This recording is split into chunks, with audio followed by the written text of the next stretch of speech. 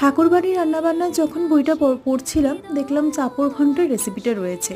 বেশ পুরনো দিনের রান্না, ছোট থেকে কিন্তু খেয়ে আমরা সবাই বড় হয়েছি।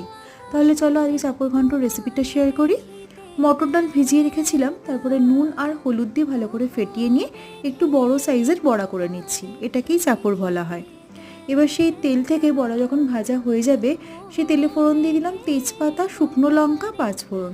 ফোড়নটা ভালো করে ভাজা করে নিয়ে এখানে সব সবজি দিয়ে দিতে হবে, যেমন আলু, কুমড়ো, বেগুন, ঝিঙে আর মিষ্টি আলু এখানে আমি অ্যাড করেছি। তোমরা চাইলে পটলও দিতে পারো।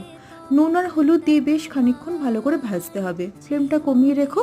মনে রেখো রান্নাটাতে কিন্তু একটুও জল পড়ে না। দিয়ে দিলাম স্বাদ মতো চিনি, আদা বাটা আর ডালের বড়াগুলোকে হাতের সাহায্যে ভেঙে দিলাম আর দিলাম কাঁচা লঙ্কা। সব কিছুকে ভালোভাবে নাড়িয়ে চাড়িয়ে মিশিয়ে নিলেই আমাদের চাপড় ঘন্ট রেডি। গরম গরম পরিবেশন করো। ভালো লাগলে চ্যানেলটিকে সাবস্ক্রাইব করে যাও, লাইক করো, শেয়ার করো।